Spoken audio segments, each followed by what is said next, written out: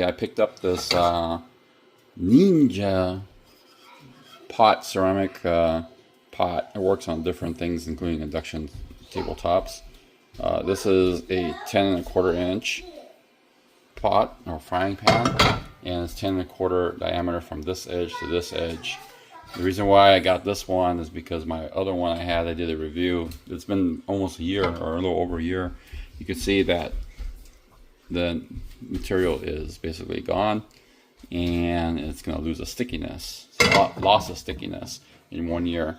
This one here, they claim this is an extended ceramic. They claim that it's going to be a 5-year, or it has a 5-year warranty. So if I get 5 years out of it, it costs me a little bit more. It's worth it versus this one.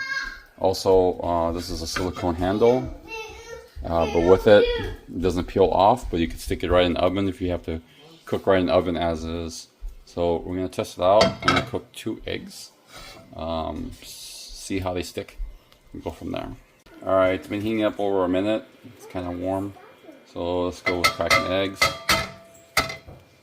No oil. Wow, I suck at cracking an egg. That was horrible. I gotta get that shell out. So anyways, you want it scrambled anyways, but let's see how they cook. Ooh, that was bad. Alright. No oil. And it's not sticking at all. Look at that. That's pretty good. Again, no oil. I wonder if I can slide it. Slide it a little bit. Yeah?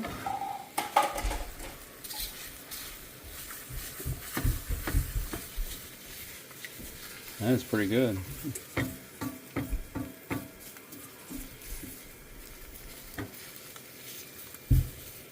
I am impressed. Oh yeah. Oh, wow.